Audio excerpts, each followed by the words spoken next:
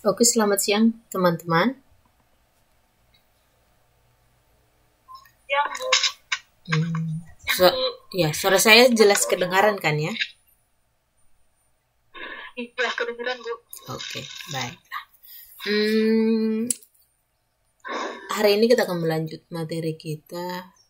Semuanya sudah dapat modul ya? Atau belum juga? Ah, udah ada Bu. Udah ada ya? Udah dapat. Jadi Hongkong udah dapat. Oh, yang di Hong Kong udah. Yang di Taiwan belum? Belum Bu. Oh, oke. Tapi bisa mengakses perpustakaan kan ya? Bisa Bu. Oke. Jadi bisa kok kalau bisa mengakses modul itu kita belajar modul 2. Modul 2 itu tentang saya share lagi ya. Tentang faktor pendorong dan tipologi perubahan organisasi. Itu. Jadi di modul 2 itu kita akan membahas apa sih yang mendorong kenapa organisasi itu harus berubah. Dan ada yang disebut dengan tipologi perubahan organisasi. Nah, tipologi itu maksudnya itu dibagi menjadi 4 bagian. 4 bagian ya, berdasarkan faktor pendorongnya dan juga sifatnya. Nah, jadi kita akan membahas ada nanti 4 bagian dari jenis perubahan itu, sifatnya dan faktor pendorongnya. Nah, kita akan melihat satu persatu sebenarnya sifat yang seperti apa sih sebaiknya yang dimiliki perusahaan itu. Gitu. Perubahan yang seperti apa sebaiknya yang dimiliki oleh perusahaan itu. Gitu. Nah, jadi di mata kuliah ini kita hanya fokus tentang bagaimana perubahan itu dan bagaimana cara menghandle perubahan itu. Gitu. Karena ini jurusan manajemen ya, kita dipersiapkan menjadi seorang manajer. Nah, jadi ketika nanti kalian akan menjadi seorang manajer, nah akan akan diperhadapkan pada sebuah situasi ketika kalian harus mengambil keputusan gitu. Ketika harus mengambil keputusan, nah kalian akan bisa menganalisis gitu. Kita sekarang perusahaan kita ini ada di posisi yang seperti apa dan tujuan kita adalah yang seperti apa gitu. Nah, jadi kita akan melihat nanti sebaiknya perusahaan itu berada di posisi seperti apa sih gitu. Nah, jadi ketika kita sudah menganalisis ini, nanti juga akan membantu kita mengetahui posisi kita di posisi yang mana. Apakah dan perubahan yang seperti apa yang harus kita miliki gitu. Nah, di sini ada contoh kasus. Contoh kasusnya adalah PT Telkom. Nah, PT Telkom ini seperti kita tahu ya milik ini plat merah ya, milik pemerintah.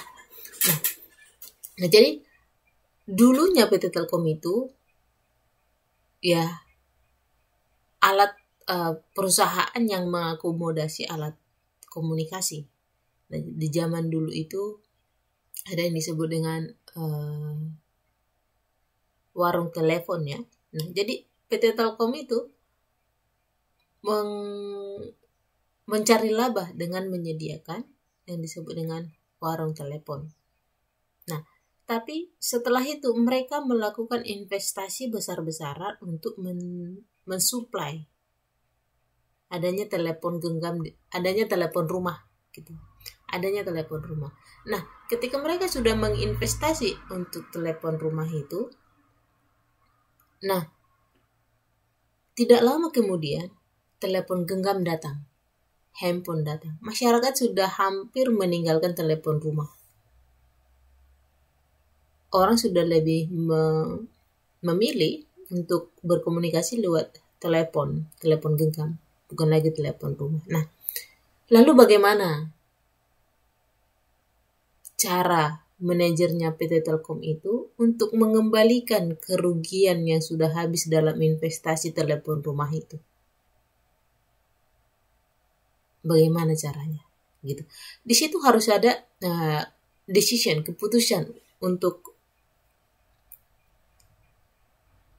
mengembalikan biaya investasi yang tadi. Nah, bagaimana caranya? Salah satunya yang digunakan PT Telkom adalah cepat beradaptasi dengan internet. Jadi, telepon genggam yang di rumah itu bukan lagi hanya untuk telepon genggam, tapi digunakan sebagai media internet, yaitu dengan menyediakan router. Atau langsung itu sebagai sumber internet, kita masukkan ke laptop ya, itu langsung bisa. Gitu. Nah, jadi itu salah satu contoh perubahan yang harus cepat beradaptasi gitu. Cepat beradaptasi, cepat mengikuti perubahan. Nah, selanjutnya kalau pernah kalian dengar ya, namanya perusahaan bir bintang. Bir bintang itu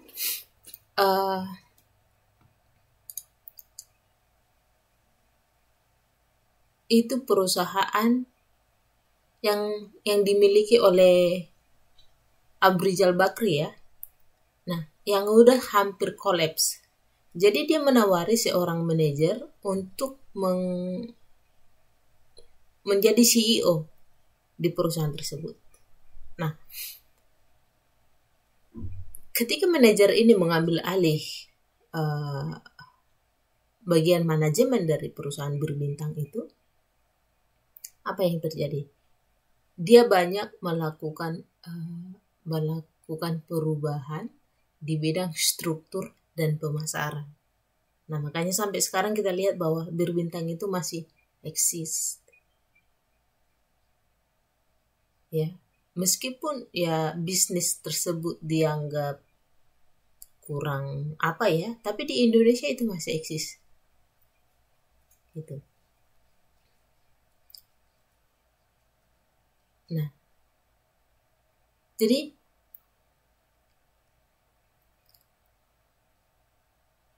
tapi jangan salah, ketika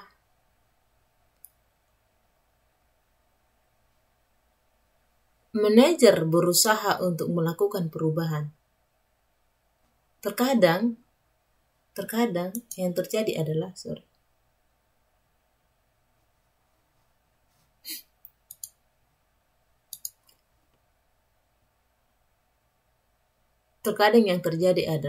manajer itu harus meninggalkan organisasi yang dipimpinnya karena dianggap gagal dalam perubahan.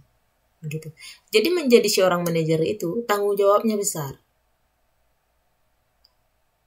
Jadi jangan melihat hanya dari bahwa seseorang itu adalah dia sudah manajer, dia eksekutif muda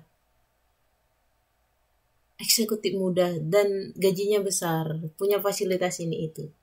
Tanggung jawabnya besar dalam hal menangani perubahan. Dan bisa saja ketika gagal dalam memimpin perusahaan itu, si manajer tersebut harus dipecat. Gitu. Jadi ada dua kemungkinan, berhasil atau gagal gitu.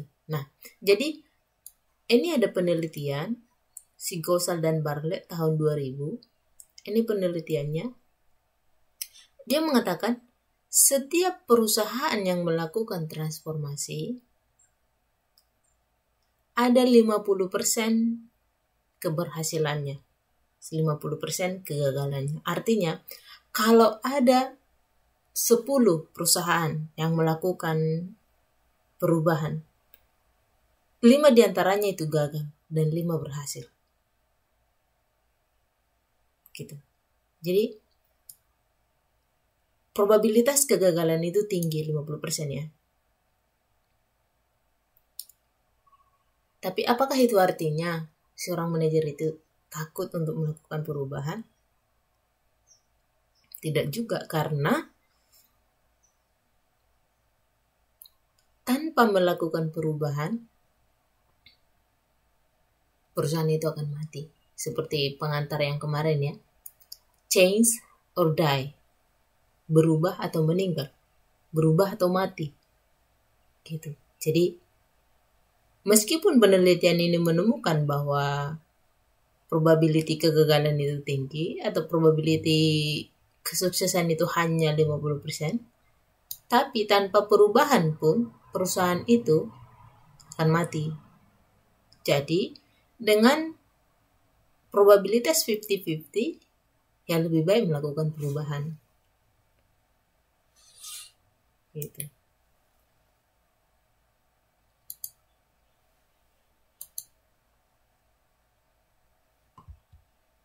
Nah, sekarang kita lihat apa sih faktor pendorong perubahan organisasi itu. Nah, jadi kita lihat pasti ada itu faktor pendorong internal dan eksternal. Internal itu dalam organisasi tersebut, eksternal itu di luar organisasi. Nah, faktor pendorongnya. Yang pertama itu adanya tarik ulur antara stabilitas dan perubahan organisasi. Nah, jadi seorang manajer itu harus memutuskan antara stabil atau berubah. Nah, jadi misalnya sebuah perusahaan, mereka sudah stabil, mereka sudah punya sistem yang sudah sangat lengkap, teratur, dan stabil. Nah, kapan sebenarnya harus berubah? Padahal sudah stabil nih. Sistem dalam perusahaan itu semuanya sudah bagus. Misalnya pemasarannya sudah bagus, sistem rewardnya sudah bagus, semuanya sudah bagus. Nah, lalu kapan harus berubah?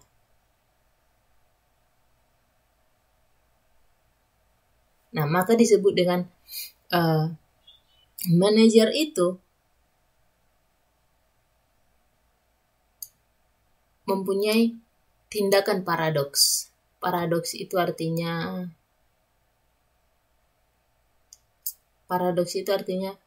dua hal yang berlawanan ya. Paradoks itu agak berlawanan dengan logik kita. Agak berlawanan dengan logik. Nah, atau dilema gitu. Jadi manajer itu memiliki tindakan paradoks. Nah, kenapa? Karena mereka harus melakukan dua hal yang berlawanan pada saat yang hampir bersamaan. Jadi, seorang manajer itu melakukan tindakan paradoks karena harus menjaga stabilitas dan juga melakukan perubahan.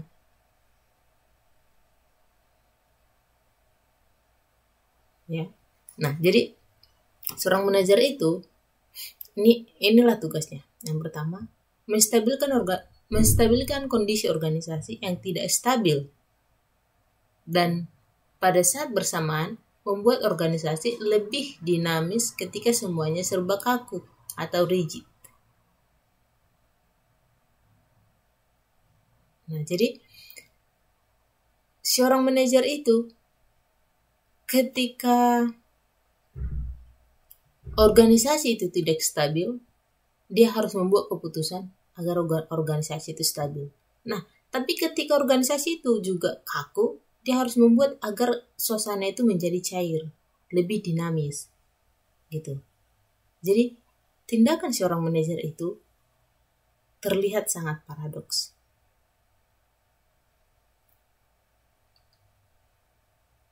Nah, yang kedua, manajer itu harus beradaptasi terhadap lingkungan yang sedang berjalan dan tidak lupa untuk mengantisipasi perkembangan yang akan datang gitu.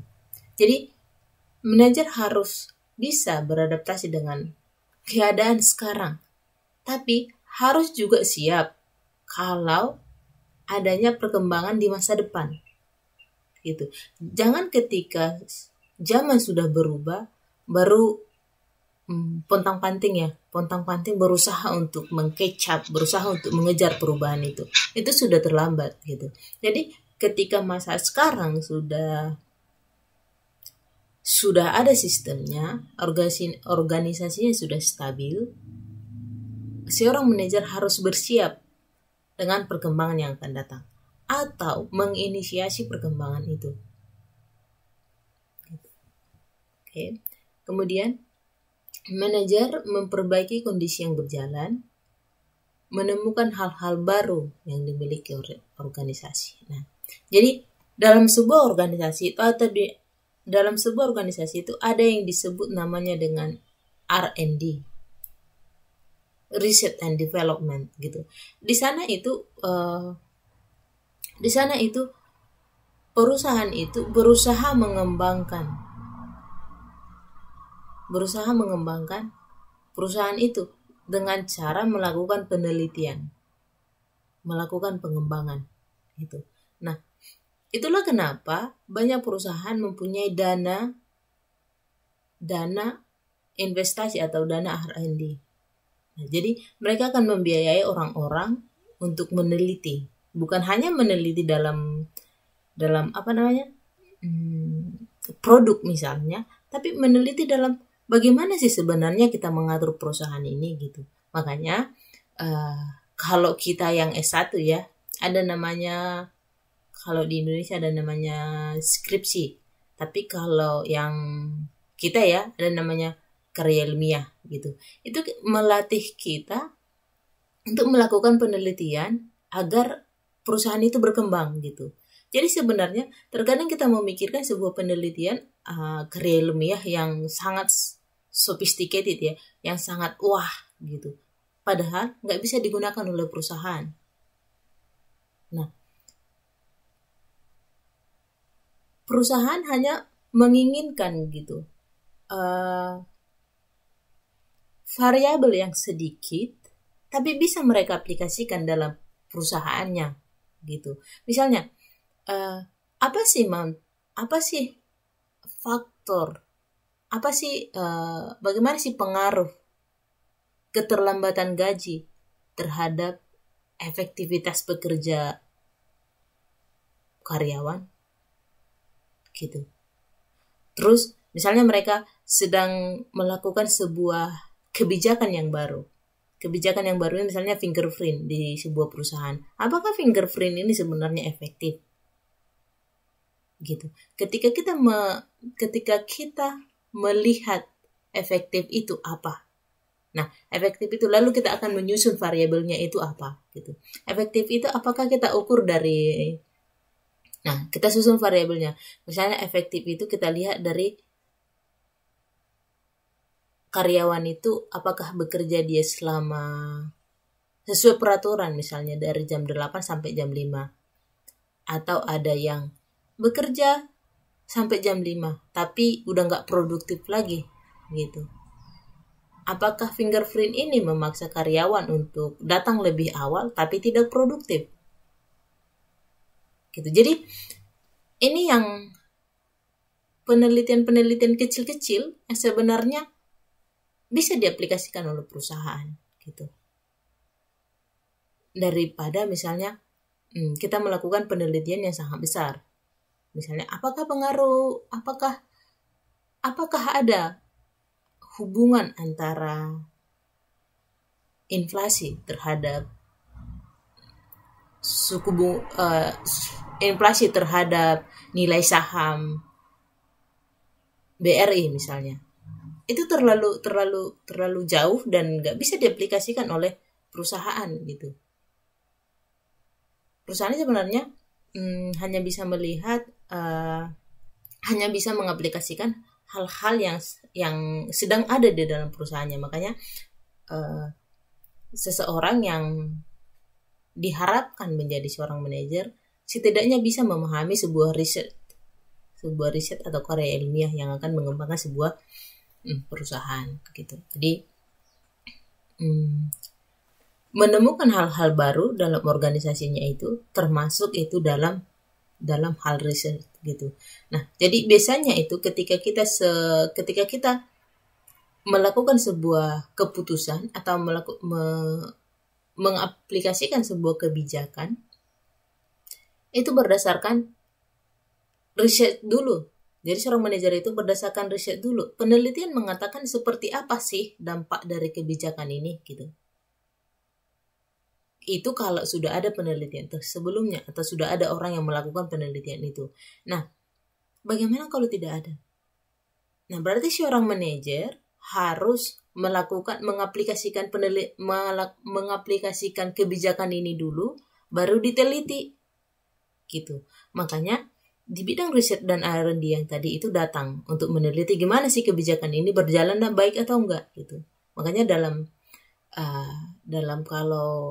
sebuah penelitian itu ada namanya uji stabilitas dan reliabilitas gitu. Jadi selama itu biasanya 3 bulan gitu. Apakah kalau sih dia sudah 3 bulan sudah stabil dan reliable bisa diandalkan gitu, maka kebijakan ini bisa terus dijalankan gitu. Jadi si orang manajer itu harus namanya kreatif dan inovatif gitu, dan bisa juga mengambil resiko dan memprediksi resikonya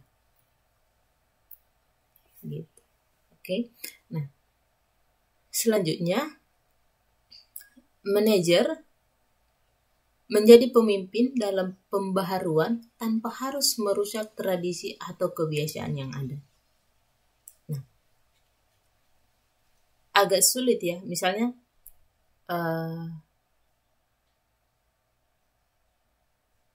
sudah ada nih tradisi di sebuah kantor misalnya, bahwa pada jam istirahat karyawannya akan pergi menjemput anak pulang sekolah atau apa gitu. Tapi ketika seorang manajer melakukan pada jam makan siang, kita akan meeting bersama sekaligus makan siang bersama gitu. Jadi seorang manajer itu harus melakukan pembaharuan tapi harus merusak tradisi yang lama gitu. Itu suatu paradoks gitu. Kalau ada pembaharuan, tradisi itu akan terganggu gitu. Jadi bagaimana kebijaksanaan seorang manajer gitu, memperkenalkan pembaharuan tanpa harus atau menyinggung atau merusak kebiasaan yang ada. Nah, maka itu disebut dengan tindakan paradoks, ya, tindakan paradoks.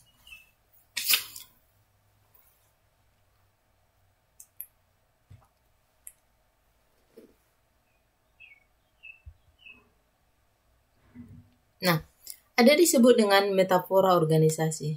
Metafora organisasi itu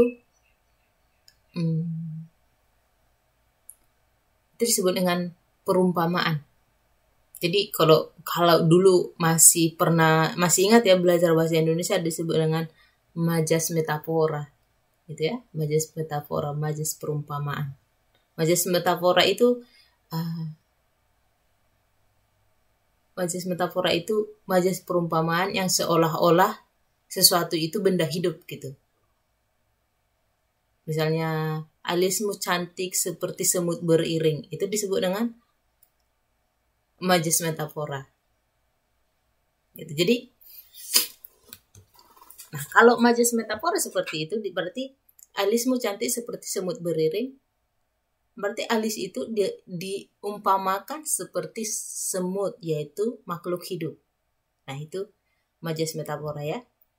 Nah, biar ingat, metafora organisasi maksudnya perumpamaan bahwa organisasi itu seperti benda atau objek yang mempunyai sifat, karakter, dan perilaku. Nah, ingat ya. Caranya, metafora organisasi itu sama seperti majas perumpamaan, majas metafora, yang menganalogikan sesuatu itu seperti benda atau objek. Nah, objek itu mempunyai sifat dan karakter tertentu. Nah, jadi seperti contoh tadi, alismu seperti semut beriring. Artinya alis itu seperti semut yang beriring yang mempunyai karakter tertentu. Nah, jadi di sini juga organisasi itu mempunyai perumpamaan seperti benda atau objek yang lain. Nah, objek yang lain itu mempunyai karakter dan sifat dan perilaku tertentu.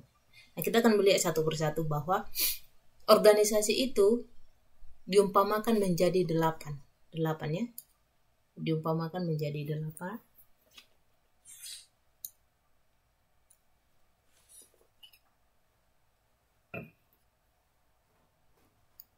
Yang pertama itu organisasi itu sebagai mesin. Ya, mesin. Coba bayangkan mesin itu seperti apa? Berarti organisasi juga seperti itu.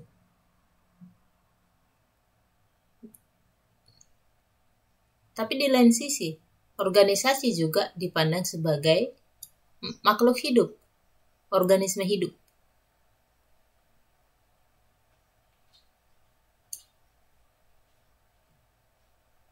Selanjutnya, organisasi juga dipandang sebagai otak. Otak ya, otak itu tempat berpikir, pusat berpikir. Dan organisasi juga dipandang sebagai budaya, sebagai politik. Ya, kita akan melihat bahwa kalian akan tahu nanti bahwa organisasi itu adalah sebagai arena politik. Dipandang juga sebagai pengendali psikis, sebagai tempat perubahan dan alat transformasi, dan juga sebagai dominasi. Kita akan melihat ini satu persatu. Satu persatu nanti kita akan membahasnya lebih detail. Nah, kita akan melihat organisasi sebagai mesin. Nah, punya gambaran tentang mesin kan ya? Nah,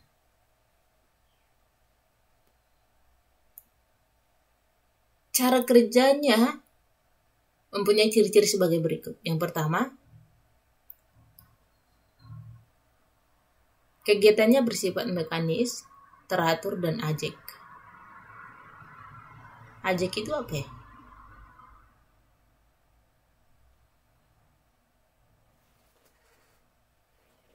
Nggak bahasa Inggris juga ini. Oke.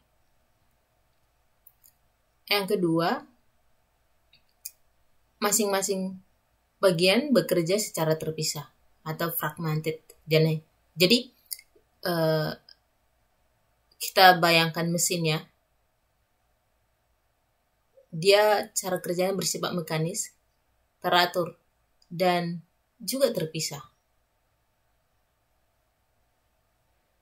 Kemudian hanya mengerjakan satu kegiatan tertentu atau single activity secara terus-menerus.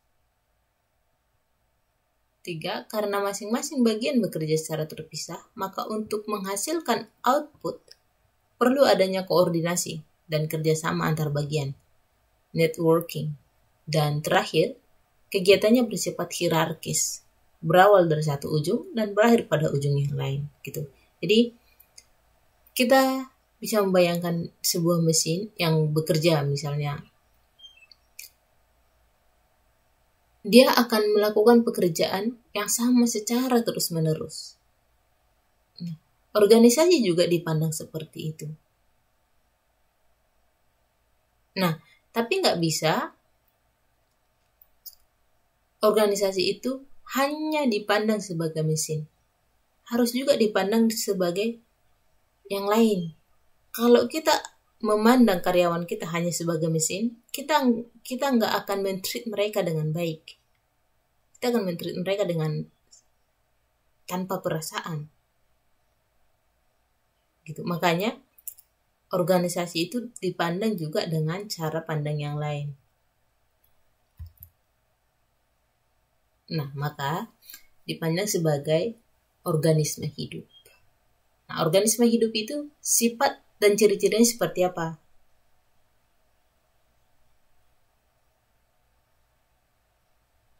Yang pertama, organisasi bukan benda mati, tetapi benda hidup yang mengalami daur kehidupan mulai dari lahir, tumbuh, dewasa, menua, dan akhirnya mati. Nah, jadi ini siklus hidupnya makhluk hidup ya. Lahir, tumbuh, dewasa, menua, dan akhirnya mati. Apakah ada perusahaan yang seperti ini? Ya, dilahir, tumbuh, dewasa, menua, dan akhirnya mati. Apakah ada perusahaan yang tidak pernah mati? Suatu saat akan mati. Gitu. Jadi, tapi apakah ada perusahaan yang lahir, tumbuh, lalu mati? Ya ada, gitu. Bahkan belum mengalami untung sama sekali sudah mati perusahaannya. Jadi, agar bertahan hidup lebih lama, tumbuh dan terus berkembang, maka organisasi harus memiliki sumber daya yang cukup. Nah, ini sama seperti manusia ya, agar kita bertahan hidup lebih lama, tumbuh dan terus berkembang, maka kita harus memiliki sumber daya yang cukup. Nah, kalau kita kurang vitamin waktu kecil, kurang gizi waktu kecil, atau sesudah masa remaja juga, masa pertumbuhan kita nggak cukup gizi, ya kita nggak terus berkembang dan kita tidak bertahan hidup lebih lama. Jadi sama seperti organisasi. Organisasi itu harus punya sumber daya yang cukup, punya dana yang cukup. Makanya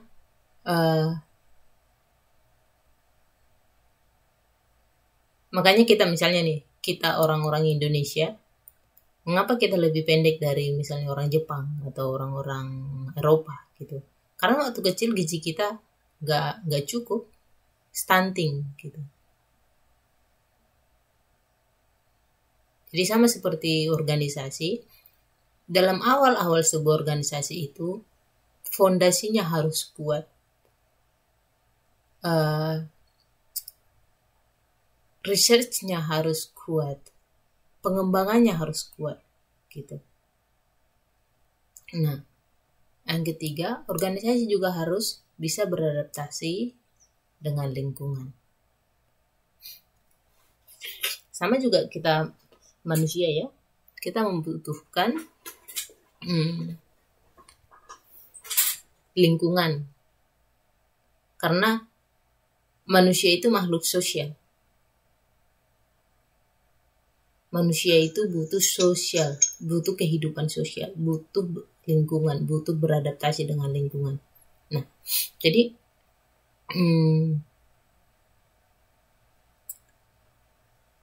organisasi itu dianggap dipandang sebagai organisme hidup.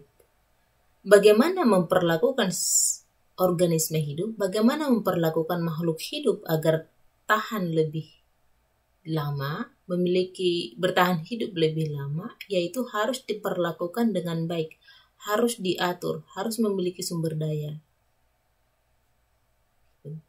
Nah, jadi misalnya nih, sebuah keluarga, mengapa orang tua kita mengizinkan kita untuk pergi sekolah atau mendorong kita untuk pergi sekolah? Salah satunya adalah untuk sebuah investasi di masa depan. Ketika kita sudah sekolah, harapannya adalah kita akan mempunyai kontribusi yang lebih besar. Kita akan mempunyai kontribusi yang lebih besar kepada keluarga. Nah, seperti itu juga pada perusahaan.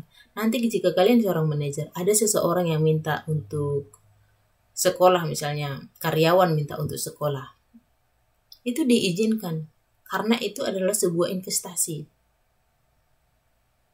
Ya, jadi itu sebuah investasi. Nah, kontribusinya dengan harapan adalah ketika mereka kembali dari studinya, kita mengharapkan kontribusi yang lebih besar. Kontribusi karena itu adalah investasi perusahaan. Gitu. Jadi memperlakukan perusahaan atau organisasi itu sebagai makhluk hidup itu akan membuat kita lebih dinamis. Kalau sebelumnya kita pandang bahwa organisasi itu sebagai mesin, tapi kita juga harus memandangnya sebagai makhluk hidup.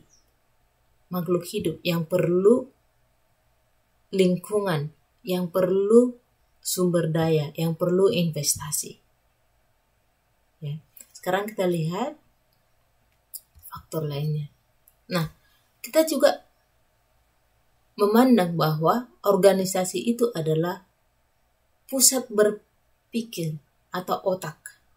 Nah, jadi kalau ada sebuah masalah, maka dipecahkannya adalah di dalam organisasi itu.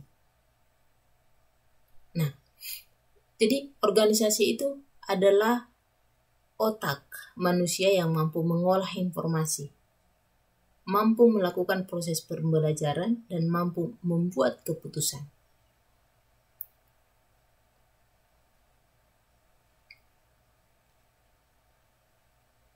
Nah, jadi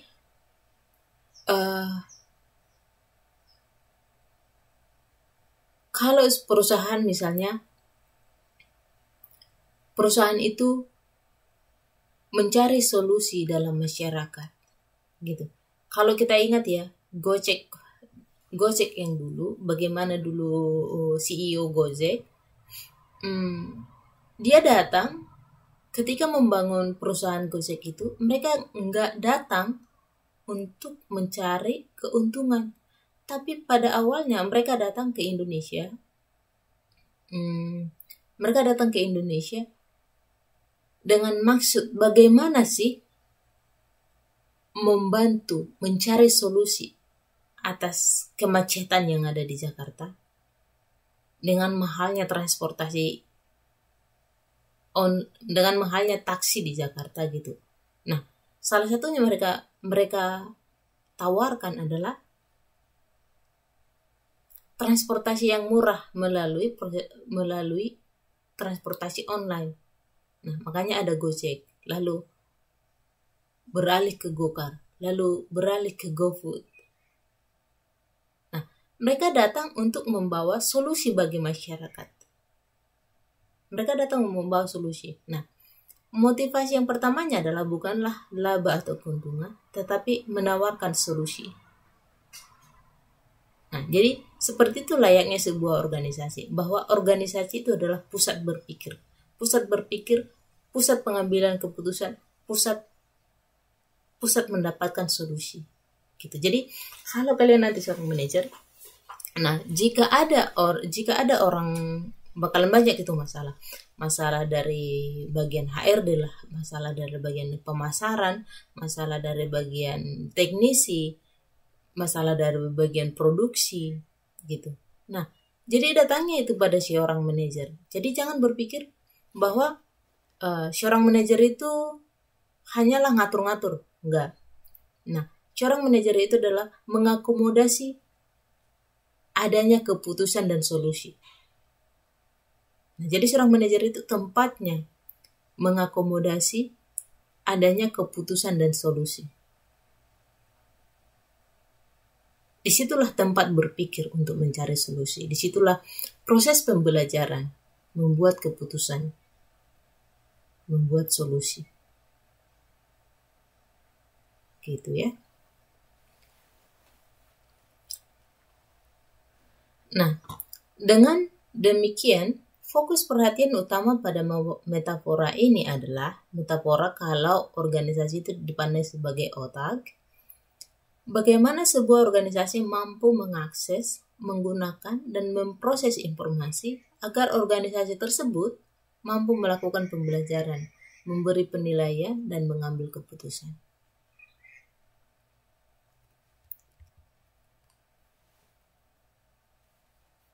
Nah, sekarang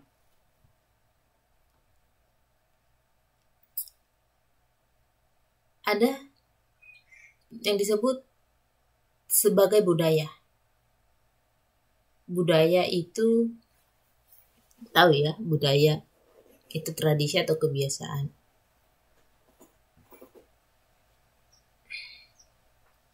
Nah, jadi ini ada penelitian oleh si Smirsik dan Stubarty. Mereka mengatakan bahwa organisasi itu adalah orang-orang yang memiliki kesamaan keyakinan, tata nilai, asumsi, di mana keyakinan, tata nilai, dan asumsi tersebut akan menjadi landasan bagi semua orang yang dalam organisasi untuk menginterpretasikan setiap tindakan yang baik yang mereka lakukan maupun tindakan yang dilakukan orang lain. Nah, budaya itu artinya dalam organisasi semua karyawan itu mempunyai keyakinan, maksudnya bukan keyakinan agama ya, tapi keyakinan akan perusahaan itu, tata nilai, asumsi. Nah, tata nilai ini, nah jadi biasanya perusahaan itu, organisasi mempunyai visi ya, mempunyai visi, mempunyai misi, mempunyai visi, mempunyai misi. Sorry.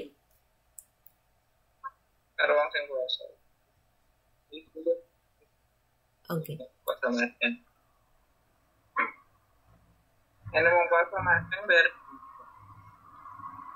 Oke, mempunyai visi, mempunyai misi, dan juga mempunyai moto. Nah, jadi dalam sebuah organisasi ini, semua karyawan atau siapapun bergerak berdasarkan visi dan misi. Ya, bergerak berdasarkan visi dan misi. Jadi selain kita memandang bahwa perusahaan itu organisasi itu sebagai mesin, otak, dan makhluk hidup, kita juga memandangnya sebagai budaya. Nah, budaya itu maksudnya mempunyai kesamaan keyakinan, tata nilai, dan asumsi. Nah, itulah kenapa perusahaan itu mempunyai visi dan misi beserta moto. Dari visi dan misi ini, dari visi ini diturunkan apa itu misi. Dari misi ini diturunkan apa itu moto. Nah, lalu dari misi tadi itu diturunkanlah apa yang harus kita lakukan. Gitu. Apa yang harus kita lakukan dalam sebuah organisasi. Lalu diturunkanlah program kerja masing-masing divisi. Jadi organisasi dipandang sebagai budaya. Budaya memiliki kesamaan keyakinan, tata nilai, dan asumsi. Jadi diingat ya, kalau nanti di ujian yang ini keluar, misalnya metafora organisasi, jadi kata kuncinya sudah ingat ya dalam penjelasannya. Nah, oke. Organisasi juga dipandang sebagai arena politik.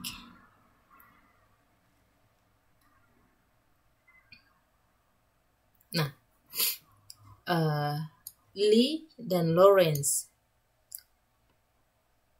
mengatakan dalam penelitian mereka bahwa kekuasaan atau power menjadi variabel penting di dalam organisasi. Nah, jadi jangan salah ketika kalian nanti bekerja dalam sebuah perusahaan atau menjadi seorang manajer.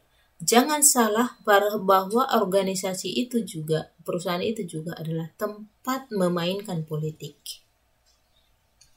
Nah, kalian sebagai seorang manajer harus pintar melihat kondisi atau orang-orang yang memainkan kartunya gitu. Jadi, ya, politik itu tidak selamanya buruk ya. Tidak selamanya buruk, tapi bagaimana kita berkompetisi.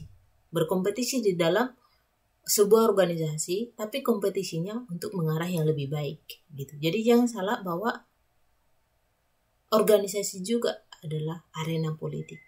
Bagaimana kita memainkan kartu kita dalam sebuah organisasi, bagaimana kita memainkan kartu kita dalam sebuah perusahaan, peran kita.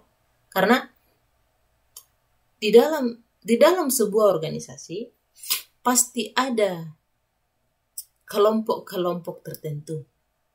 Pasti ada kelompok-kelompok tertentu yang berbeda kepentingan.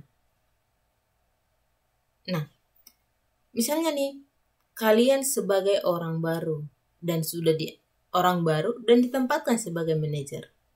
Dan di dalam perusahaan ini sangat banyak kelompok-kelompok yang berbeda kepentingan, Kelompok yang satu datang pada Anda, misalnya mengatakan, kami adalah yang seperti ini. Kelompok yang lain datang, kami adalah yang seperti ini. Nah, lalu Anda berada pada dilema, apakah memihak pada kelompok yang sana, memihak pada kelompok yang ini, gitu. Karena percaya atau tidak, ketika Anda tidak belongs pada sebuah kelompok, itu artinya Anda lonely. Kamu itu alone. Jadi, bagaimana Anda harus memainkan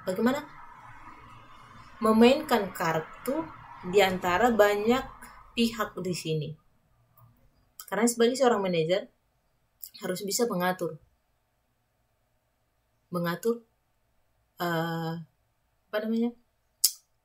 kepentingan perusahaan tanpa melibatkan kepentingan pribadi. Tapi di satu sisi ada juga keinginan pribadi untuk belongs pada kelompok tertentu. Gitu. Nah, jadi di sini makanya dikatakan bahwa organisasi itu juga dipandang sebagai arena politik, dipandang sebagai arena kompetisi.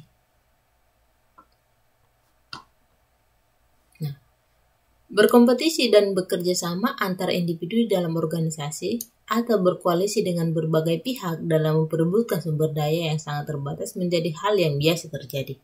Ya. Konsekuensinya adalah kemungkinan timbulnya konflik yang disebabkan antara lain karena masing-masing kelompok memiliki tata nilai, kepentingan, dan skala prioritas yang berbeda. Gitu. Jadi, arena politik dalam sebuah organisasi itu tidak hanya di dalam organisasi intern, tapi juga eksternal. Nah, bagaimana kita bersaing, organisasi perusahaan kita ini misalnya bersaing dengan perusahaan yang lain dalam memperebutkan pasar, gitu ya. Dan di dalam organisasi itu juga ada persaingan di antara individu di dalam organisasi itu. Gitu. Lalu bagaimana kita memanage, bagaimana kita adjust dalam situasi tersebut, gitu ya. Oke. Nah, yang selanjutnya ini ada namanya pengendali psikis. Oke, saya minum dulu ya.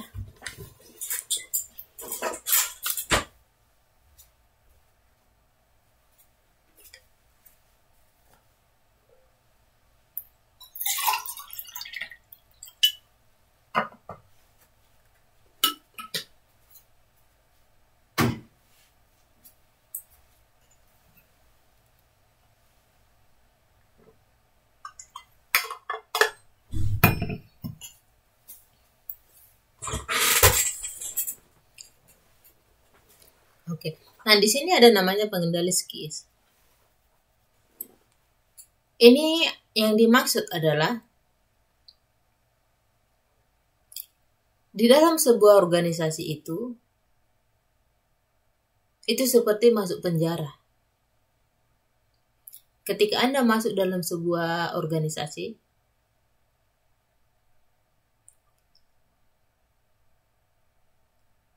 itu seperti Anda masuk penjara. Bukan masuk penjara secara benar-benar ya. Tapi artinya ketika Anda masuk dalam sebuah organisasi, kebebasan Anda dibatasi. Tidak lagi Anda bisa mengatakan pendapat Anda secara pribadi, tapi pendapat yang Anda kemukakan itu adalah melekat pada organisasi di mana Anda tinggal.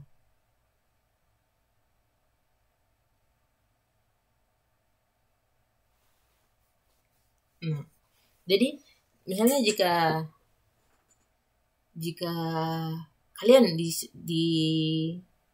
diposisikan sebagai seorang manajer di perusahaan bir bintang misalnya, itu perusahaan bir loh, perusahaan bir. Nah, Anda ditempatkan di sana sebagai manajer. Anda tidak bisa lagi mengatakan komentar Anda terhadap sesuatu hal secara pribadi, karena Anda melekat pada perusahaan itu. Gitu. Meskipun dalam hati kecil Anda bahwa bir itu tidak bagus, tapi karena Anda seorang manajer di perusahaan itu, Anda tidak bisa mengatakan itu. Karena apa? Anda melekat pada perusahaan itu. Nah, itu salah satunya dibatasi kebebasannya. Bukan hanya secara fisik, tapi juga kebebasan dalam mengemukakan pendapat dan kebebasan jiwa masing-masing. Nah, itu kalau sebagai alat pengendali psikis ya.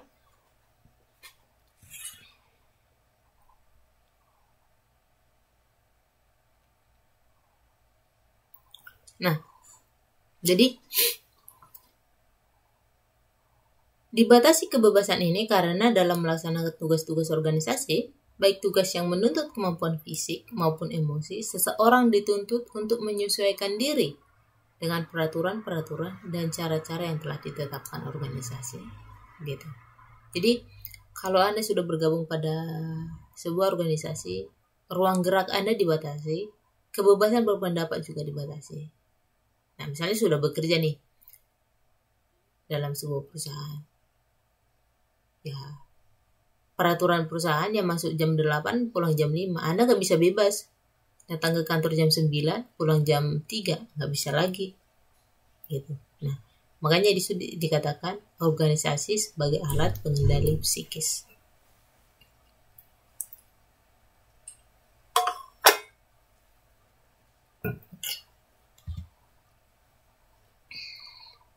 Nah, selanjutnya, organisasi dipandang sebagai tempat perubahan dan alat transformasi. Salah satu alasan terjadinya perubahan organisasi karena di dalam organisasi terjadi kontradiksi atau tarik ulur antara berbagai pihak. Nah, jadi dalam sebuah organisasi itu pasti ada golongan yang muda dan yang tua ya. Nah, golongan yang muda pasti lebih mengarah teknologi, memanfaatkan teknologi terbaru. Sementara orang tua lebih memilih yang lebih stabil. Coba bayangkan orang tua kita belajar misalnya pakai teknologi terbaru, pakai software-software yang baru. Nah, kalau mereka disuruh untuk mempelajari software yang baru, satu sisi mereka sudah nggak tertarik. Mereka merasa terlalu susah. Sementara golongan yang muda itu mereka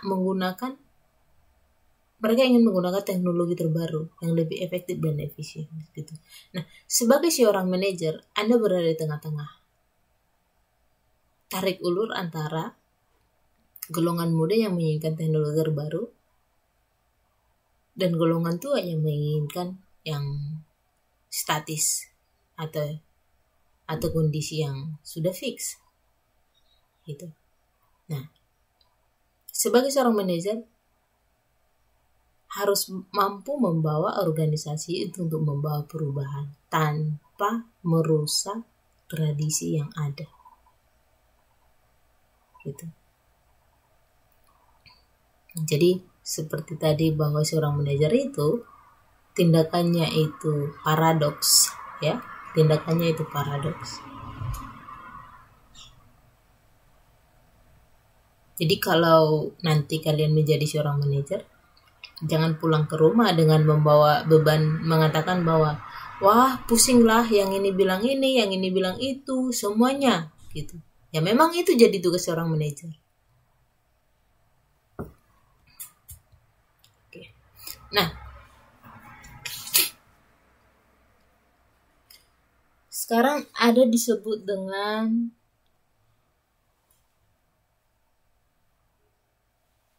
organisasi sebagai alat dominasi.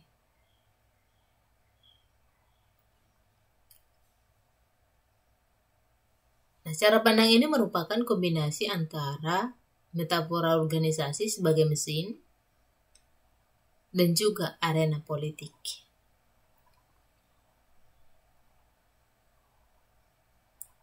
Nah, dan di sini cara pandang ini bukan mencapai tujuan orang banyak, tapi mencapai tujuan mencapai tujuan individu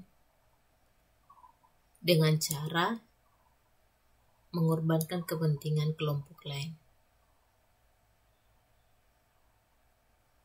Nah, dalam hal ini mereka bisa memiliki dan mengendalikan organisasi mereka yang bisa mendominasi dan menguasai orang lain. Oleh sebab itu, sangat tidak mengherankan jika buruh berupaya untuk membentuk serikat pekerja sebagai upaya untuk menyeimbangkan kekuatan antara pihak perusahaan dengan mereka sehingga para buruh tidak terus-menerus menjadi pihak yang didominasi. Nah, contohnya di sini dibikin ya, bahwa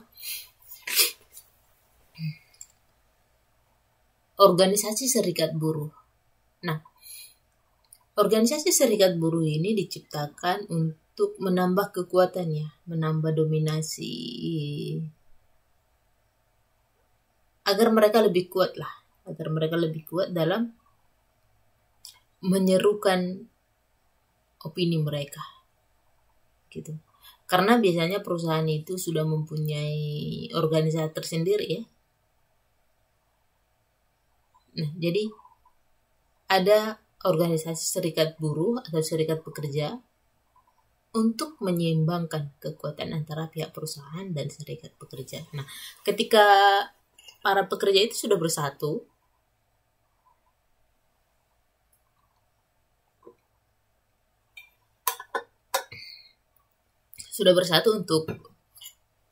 untuk menyampaikan opini, mereka akan lebih kuat ya. Nah, ini kita sudah oke. Ini ada berapa ya? Inilah metafora sebuah organisasi. Yang pertama itu ada 8 tadi. Yang pertama itu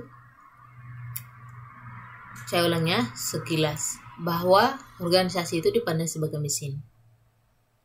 Ingat ya, kalau mesin itu bersifat mekanis, bekerja secara terpisah atau tertentu, mempunyai input dan output.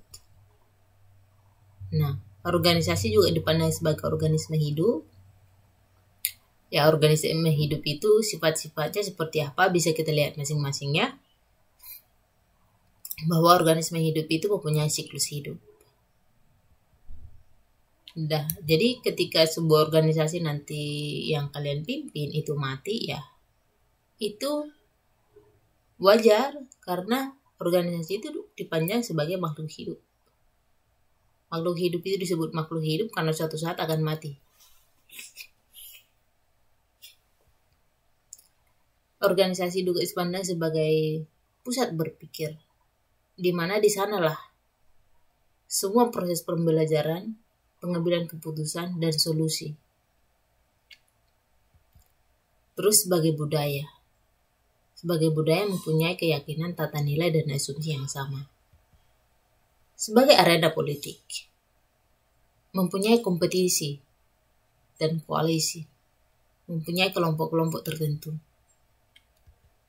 Sebagai pengendali psikis, artinya ketika Anda sudah bergabung pada sebuah perusahaan, itu seperti Anda di penjara. Artinya kebebasannya dibatasi. Baik kebebasan fisik maupun kebebasan berpendapat. Terus sebagai perubahan alat transformasi. terjadi kontradiksi atau tarik ulur dari berbagai pihak yang mengharuskan kita harus berubah. Atau yang selanjutnya itu sebagai alat dominasi. Alat dominasi itu kombinasi antara mesin dan politik. Nah, mendominasi antara satu kelompok dengan kelompok yang lain. Gitu ya. Nah, itu ada 8 tadi metafora tentang organisasi. Nah, jadi kita sudah belajar metafora organisasi. Nah, sekarang kita akan lihat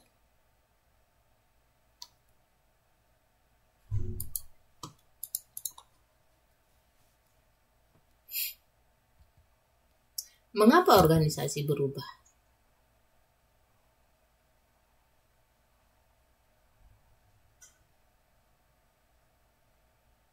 Nah,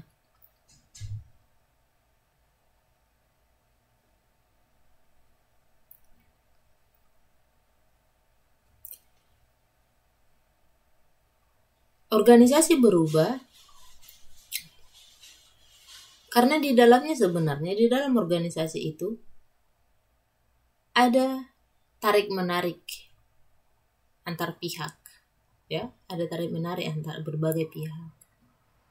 Jadi jangan terkejut nanti jika dalam sebuah perusahaan itu berbagai kelompok-kelompok, berbagai pihak-pihak mempunyai kepentingan yang berbeda.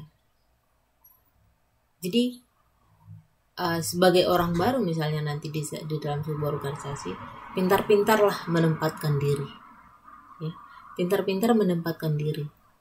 Karena jangan lupa bahwa organisasi itu adalah sebuah arena politik. Jadi pintar-pintar memainkan kartu politik Anda di dalam sebuah perusahaan. Gitu. Nah, yang pertama, mengapa organisasi berubah? Yang pertama alasan ekonomi, yang kedua memperbaiki kinerja proses organisasi. Ya. Mengapa organisasi berubah? Saya ulang sekali lagi. Yang pertama itu alasan organisasi dan yang kedua adalah memperbaiki kinerja proses organisasi. Nah, alasan ekonomi ya tentu saja untuk mencari laba yang lebih tinggi.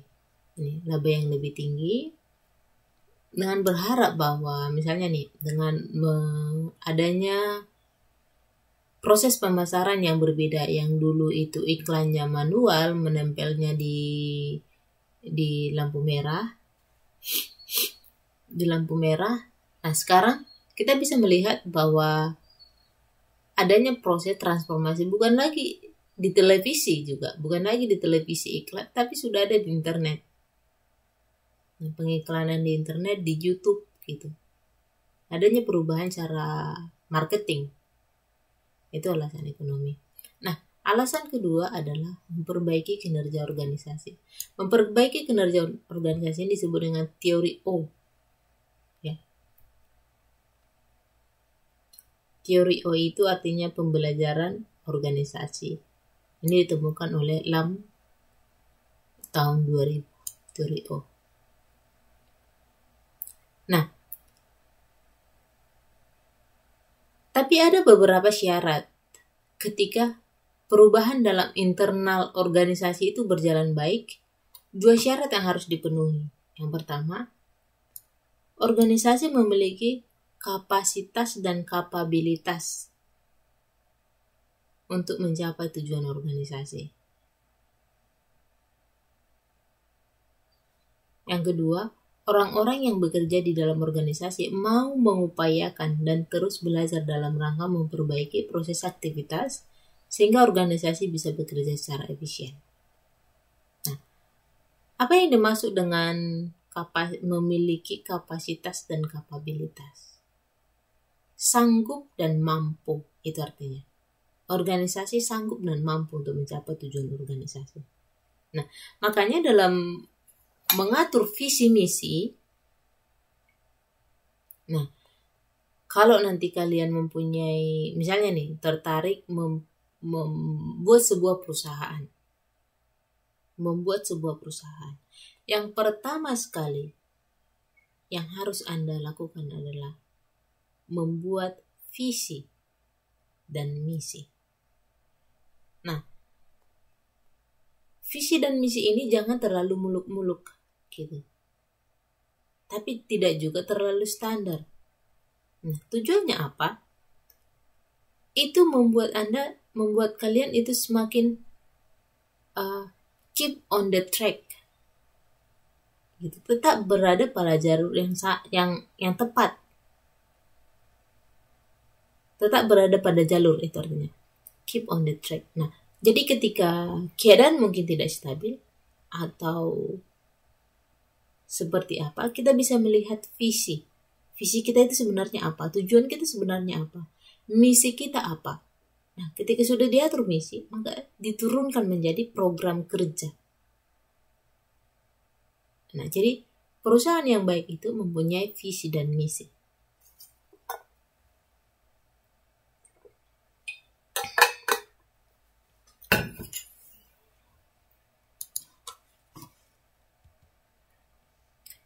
Nah, dari sisi kualitas, organisasi dianggap memiliki energi positif atau sebaliknya energi negatif.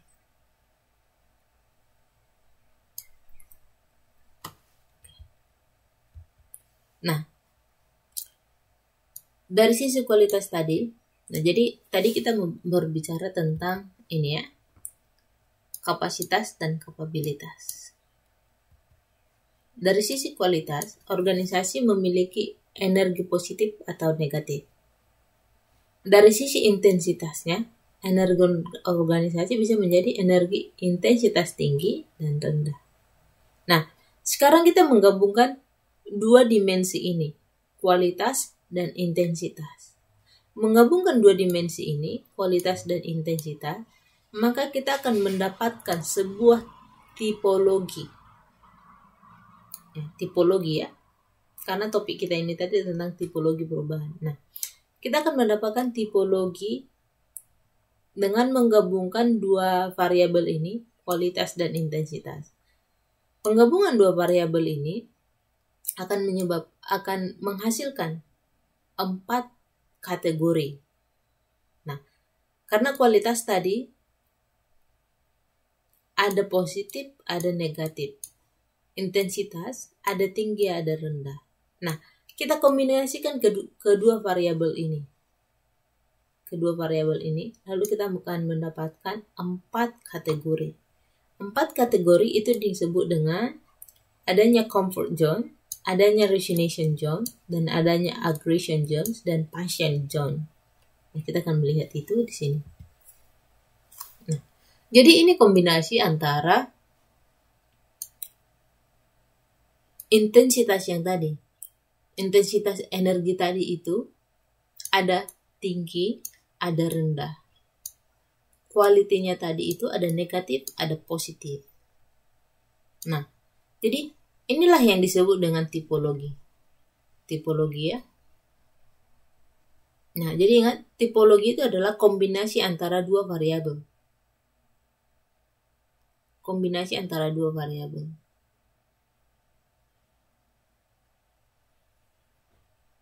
Nah, sekarang dengan kita mengkombinasikan antara intensitas dan kualitas. Nah, intensitas ada dua sifatnya, high, low. Quality, negative, and positive. Nah, sekarang kita akan menggabungkan ini. Menggabungkan kedua faktor ini. Kombinasi antara high intensity dan negative quality adalah aggression zone. Oke, aggression zone. Dan sekarang antara low intensity dan negative quality itu disebut dengan resignation zone.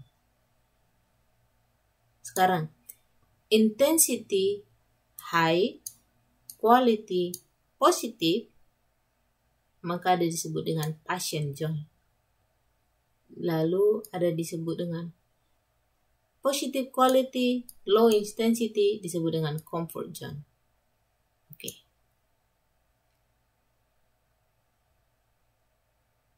Nah, yang paling baik itu yang mana sih?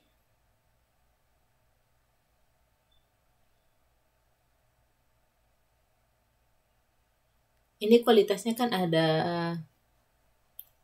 2, positif, negatif. Intensitasnya ada 2, high dan tinggi. Nah, kombinasinya paling baik adalah apa? Adalah passion zone. Kualitasnya positif, intensitasnya tinggi. Jadi bagaimana sebenarnya dari comfort zone pindah ke sini, dari resignation zone pindah ke sini. Nah, kita akan bahas satu-satu sifat di antara ini. Sifat-sifat tipologi ini seperti apa sih? Gitu. Oke, di sini ada pertanyaan nggak dari teman-teman? Boleh ditanya sebelum kita pindah ke topik. Kita lanjut ke penjelasannya. Nggak ada, Miss. Nggak ada ya? Oke. Nah, karena topik kita ini adalah fokusnya adalah tipologi ini ya. Selain yang tadi tentang metafora, dan yang paling penting adalah ini tipologi. Oke. Nah, saya ulang sekali lagi ya. Ini adalah kombinasi antara 2 variabel, intensitas dan quality. Nah, intensitas itu 2 sifat, high and low. Quality 2 sifat, positif dan negatif. Nah, kita kombinasikan antara yang 2 ini, lalu kita mendapatkan 4 kategori. Yang pertama itu aggression zone, resignation zone, passion zone, dan comfort zone. Nah, jadi ini disebut dengan zona energi organisasi. Nah, kita akan melihat satu-satu sifat dari ketiga karakter ini. Ya. Oke. Nah, pertama kenyamanan atau comfort zone. Ya, pernah nggak sih kalian mengalami merasa comfort zone itu sih yang seperti apa? Comfort zone itu nyaman pada situasi yang sedang dialami gitu, nyaman, comfort zone, daerah zona nyaman gitu. Jadi sering itu motivasi atau motivator, mereka sering go out from your comfort zone, don't stay in your comfort zone gitu. Artinya mereka bilang kalau ada comfort zone yang seperti ini, don't stay in your comfort zone. Move. Gitu. Jangan tinggal dalam comfort zone-mu. Pindah. Gitu. Kemana sih harusnya pindah? Ya pindah ke passion zone. Nah, sekarang kita lihat sifat-sifat atau karakter dari kenyamanan atau comfort zone.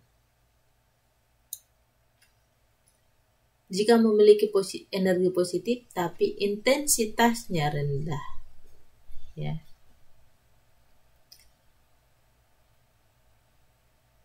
Oke.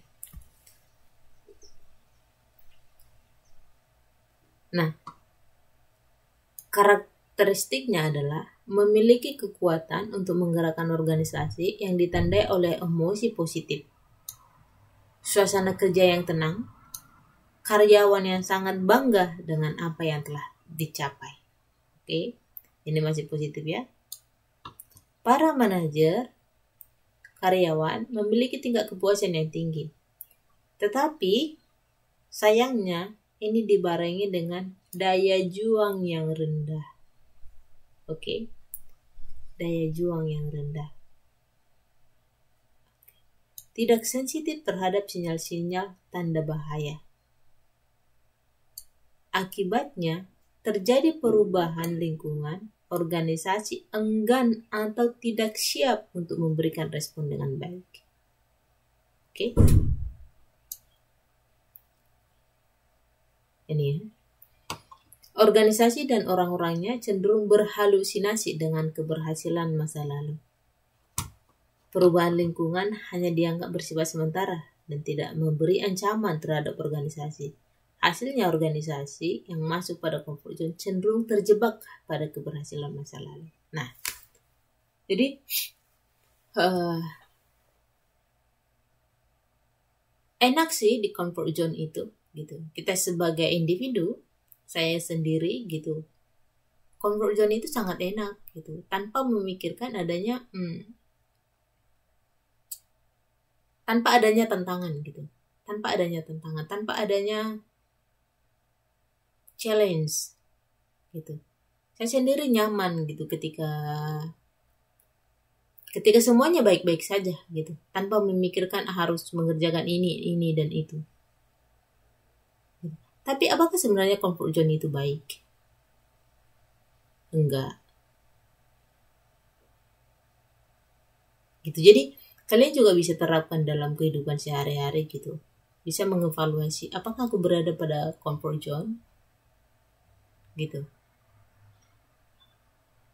Karena sisi positifnya adalah emosi positif, suasana kerja yang tenang, dan karyawan yang sangat bangga dengan yang telah dicapai gitu.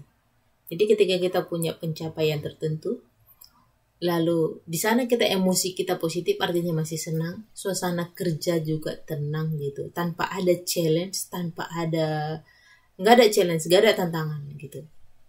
Tapi apa yang terjadi di sana? Kita memiliki daya juang yang rendah gitu. Coba lihat apakah saat ini apakah ada berada pada comfort zone gitu. Oke, selanjutnya resignation zone. Memiliki energi negatif dan intensitasnya juga rendah. Bisa dikatakan organisasi yang masuk pada zona ini adalah orang-orang yang cenderung frustrasi, kecewa, dan murung. Nah, di sini adalah kondisi yang sangat negatif. Kondisi yang sangat negatif. Di sini mungkin kita pada adanya, setelah kita mengambil keputusan, mungkin seperti ini nih, kalau kita berbicara secara individu, setelah kita mengambil keputusan dan kita menyesal akan keputusan itu, nah energi yang kita keluarkan itu adalah energi negatif, dan intensitas kita juga rendah gitu. Intensitas kita rendah, kualitasnya juga negatif. Nah, jadi di sini kondisinya ini sangat buruk ya. Nah, disinilah seharusnya kita bisa pindah dari zona resignation zone ini, pindah ke yang lebih baik. Yang pertama ke intensitas yang lebih tinggi, atau ke kualitas yang lebih positif gitu. Jadi di resignation zone ini bisa dikatakan frustrasi, kecewa, dan murung. Nah, pada aggression zone di sini adalah jika terjadi perselisihan internal antar karyawan, akibatnya timbul emosi negatif karena energi dihabiskan untuk bertengkar. Nah, tapi perselisihan ini mendorong organisasi untuk berkompetisi.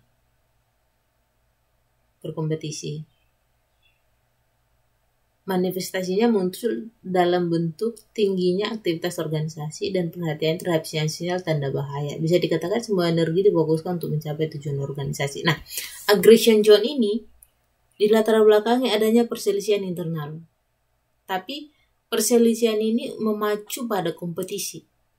Nah, kompetisi itu kalau dimanajemen dengan baik, itu bisa untuk mencapai tujuan organisasi. Tapi tidak, itu akan membawa kehancuran. Gitu. Nah, sekarang kita akan melihat passion zone. Nah, ini adalah kondisi terbaik, di mana organisasi berkembang dengan energi yang sangat kuat dan positif. Ya. Situasinya ditandai dengan suasana kerja yang menyenangkan dan membanggakan. Tidak seperti pada comfort zone. Pada passion zone, semua karyawan dengan antusiasme yang tinggi mau berbagi dan berpartisipasi untuk tujuan organisasi. Nah, jadi kita akan melihat di sini resignation zone ini kondisi yang karyawan itu sangat frustrasi. Tempat kerja itu nggak nyaman. Tempat kerja itu nggak nyaman. Di sini tempat kerja itu sangat nyaman, tapi nggak mempunyai daya juang.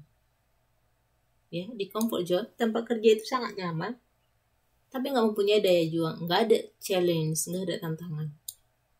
Di aggression zone ini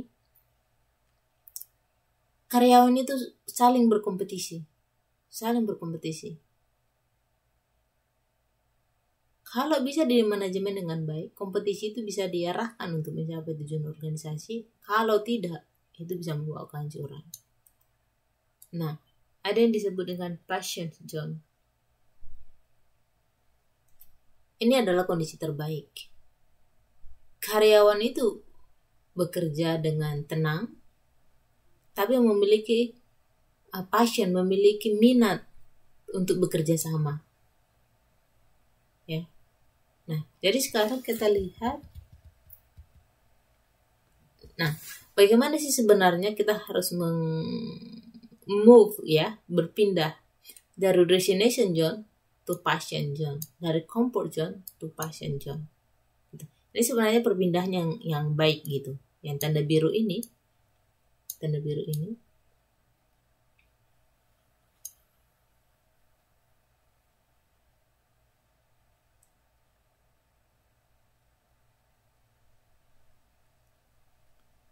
Ini perubahan yang baik. Kalau kita pindah dari comfort zone ke passion zone, dari resignation zone ke passion zone. Nah, tapi jangan salah, ada juga perubahan. Nah, dari comfort zone bukannya pindah ke passion zone. Ingat ya, tadi cirinya comfort zone itu karyawan bekerja sangat nyaman, tapi tidak mempunyai daya juang. Nah, pindahnya ke aggression zone,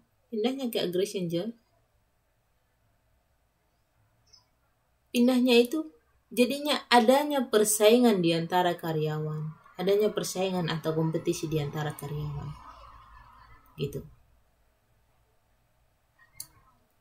Nah, sekarang dari resignation zone ini adanya karyawan itu frustrasi, murung, gitu. Jadi pindah ke aggression zone itu adanya kompetisi di antara karyawan, gitu. Jadi adanya kompetisi di antara karyawan atau konflik internal di antara karyawan itu, makanya pindah ke aggression zone, gitu. Nah, jadi yang paling baik adalah ketika pindah ke passion zone.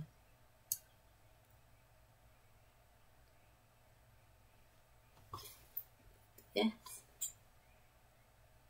Nah, ini tadi faktor mengapa terjadinya perubahan dari sisi internal perusahaan, yaitu apa yang terjadi dalam organisasi tersebut yang menyebabkan harus berubah. Nah, sekarang kita lihat dari sisi eksternal. Nah, jadi ada tipologi di sini, ada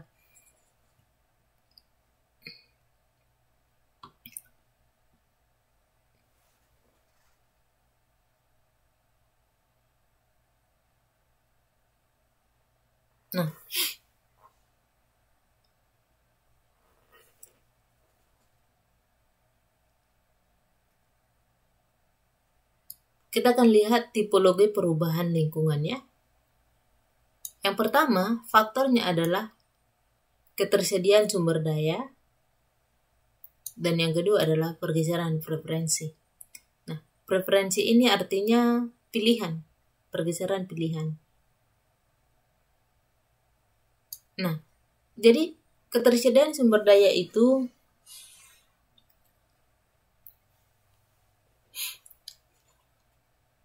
sifatnya ada dua. Yang pertama, continue atau terus menerus, atau discontinue. Artinya tidak terus menerus. Continue artinya terus menerus, secara terus menerus ya.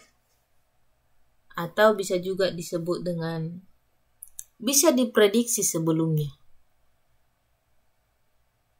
ketersediaan sumber daya alam itu, ketersediaan sumber daya itu continue artinya bisa diprediksi sebelumnya, discontinue tidak bisa diprediksi sebelumnya. Nah,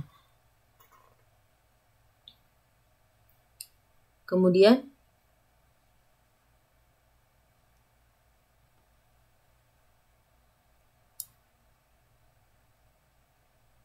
yang pertama itu ada erosi, ada kontraksi. Kemudian ada dissolusi atau collapse. Nah, kita akan melihat satu-satu.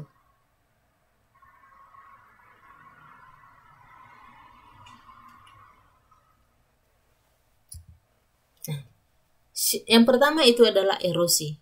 Kita lihat ya, erosi. Ini ketersediaan sumber daya itu continue bisa diprediksi, yaitu sifatnya adalah erosi. Yaitu terjadi ketika sumber daya yang di lingkungan eksternal terus menurun dan penurunan itu bisa diprediksi sebelumnya atau bersifat kontinu ya. Jadi sumber daya ini bisa diprediksi sebelumnya bahwa ketika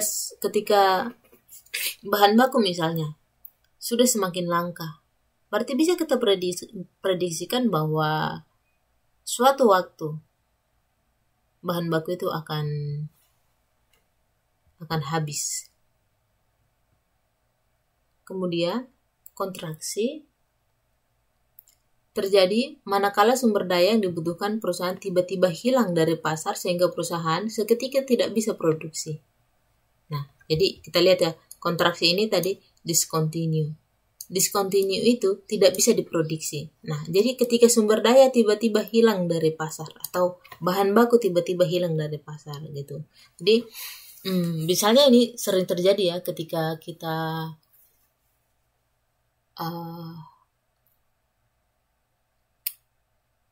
menuju Lebaran, Idul Fitri ya.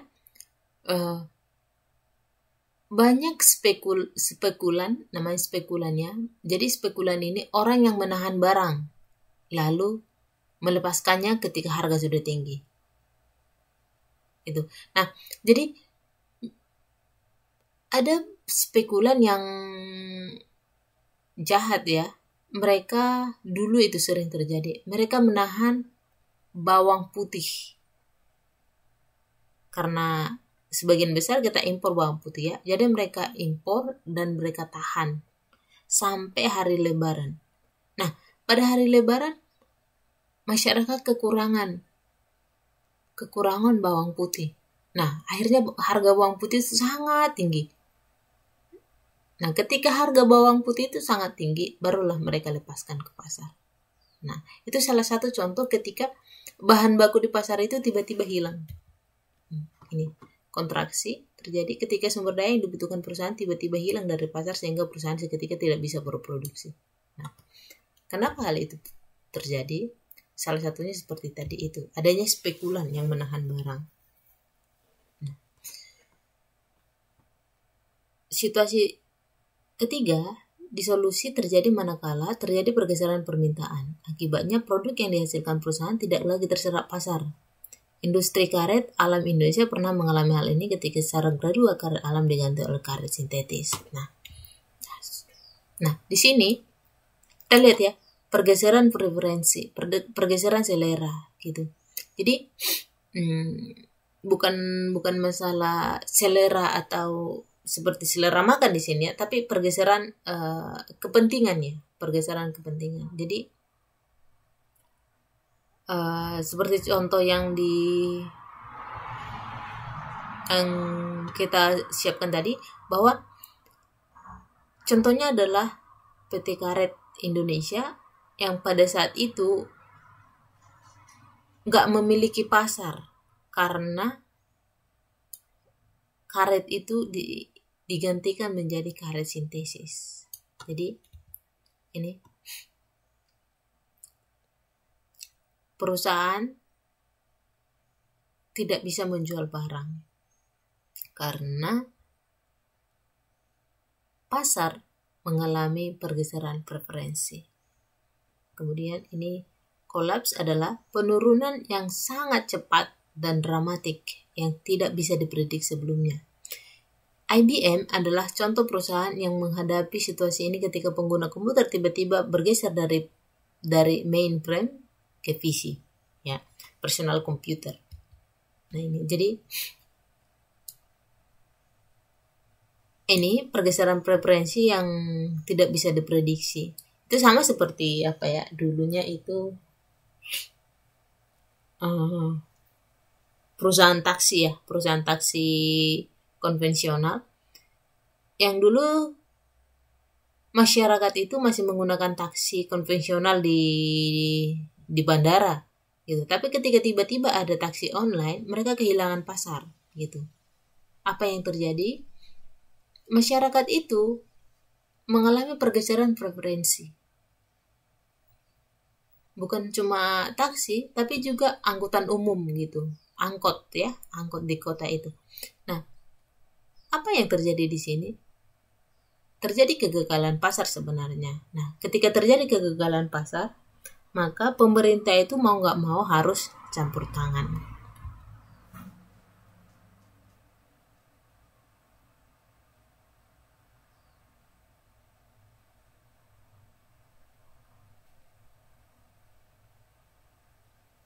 Oke.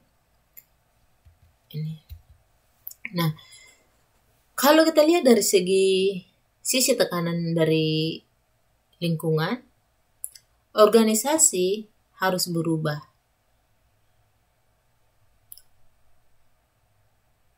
Nah, jadi manajer harus melakukan perubahan karena beberapa faktor berikut. Yang pertama, mengikuti tren perubahan yang terjadi pada industri. Keharusan melakukan perubahan geopolitik, penurunan pasar, terjadi persaingan yang sangat tinggi atau hyper competition, menjaga reputasi dan kredibilitas perusahaan. Nah, jadi ini faktor yang mengharuskan seorang manajer karena tekanan dari luar yang mengharuskan seorang manajer untuk melakukan perubahan. Gitu ya. Nah, kita akan melihat keengganan organisasi untuk berubah. Nah,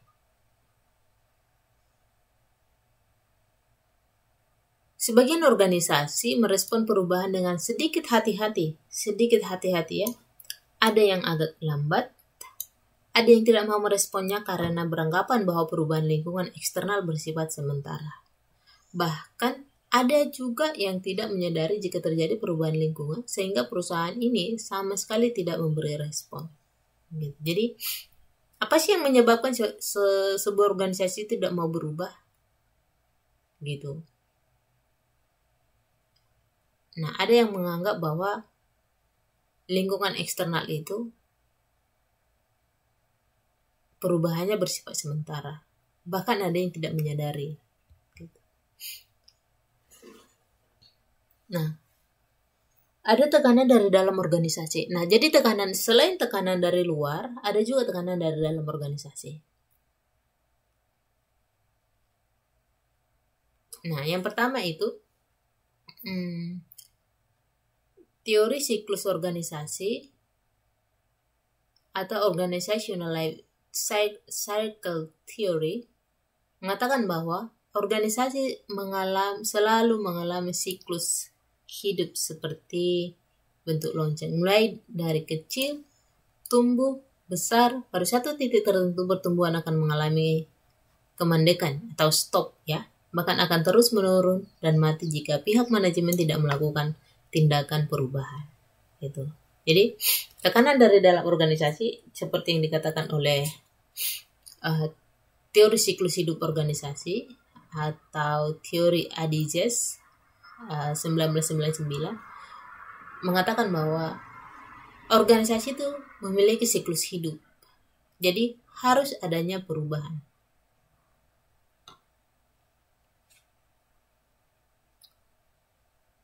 Nah, pada situasi berbeda sangat mungkin sebuah organisasi tidak tumbuh secara alami seperti pada teori siklus hidup organisasi, tapi tumbuh secara berlebihan atau excessive growth.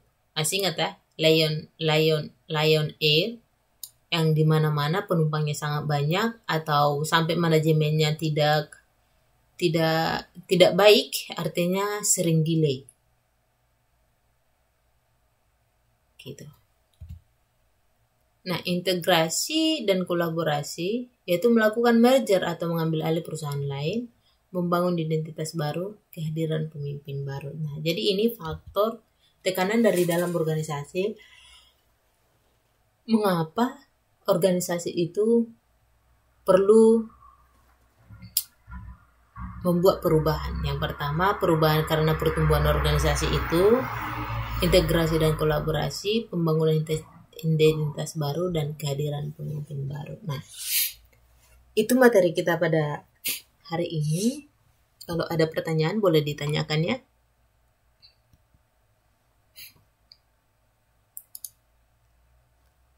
Oke, saya tunggu pertanyaannya. Kalau nggak ada, biar saya absen.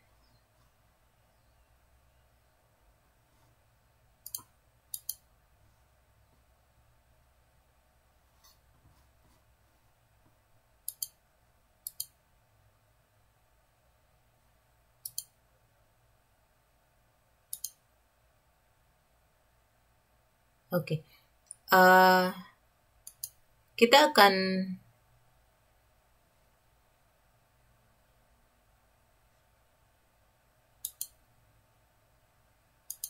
mempunyai tugas untuk semester minggu depan, dan materinya itu akan saya ambil dari modul 1, 2, 3. Nah, jadi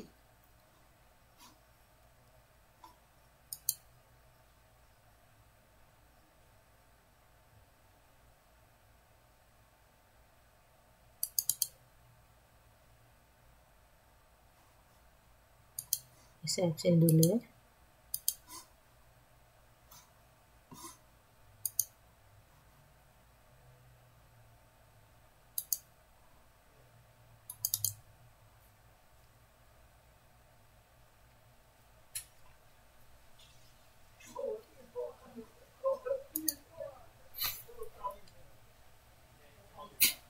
Oke, saya absen satu-satu ya.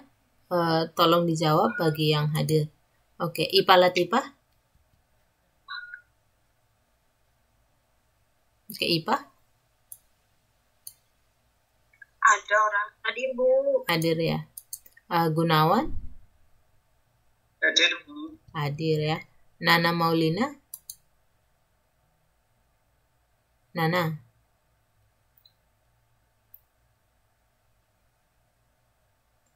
Oke.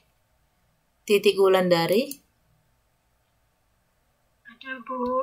Oke, Titik ada. Herpianti Tugatorop. Hadir, Bu. Ika Septiana. Ike Septiana. Enggak ada ya. Oke. Dia Dahmawati.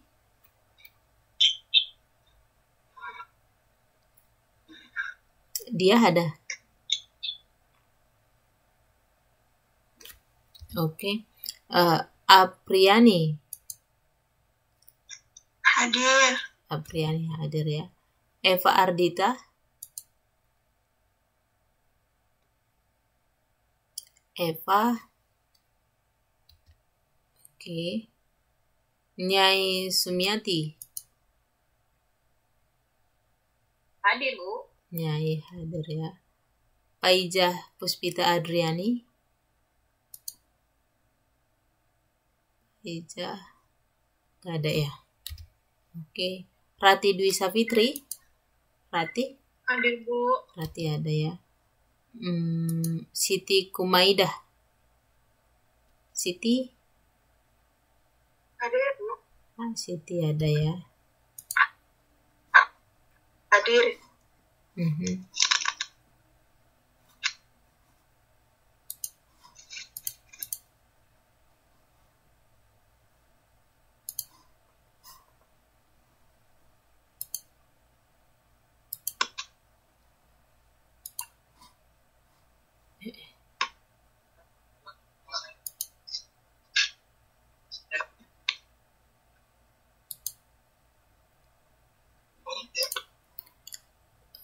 Oke.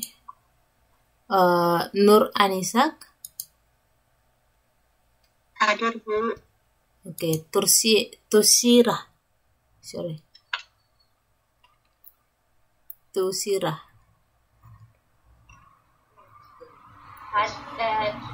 Hadir, Bu, itu cuma dianya sambil kerja, Bu. Oh, oke.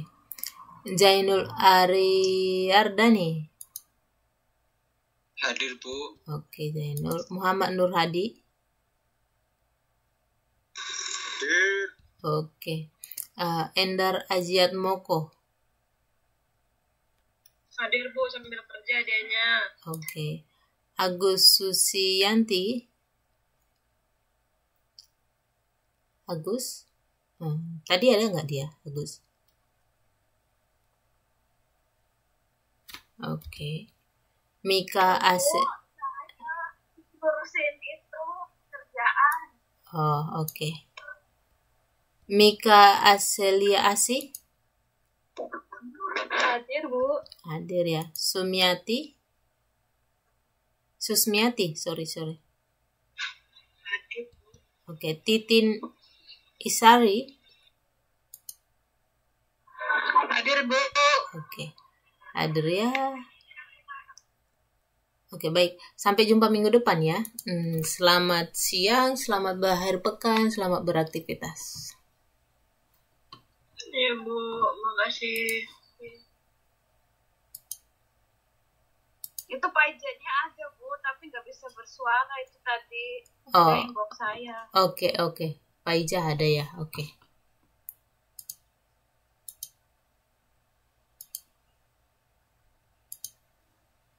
Pak Ija.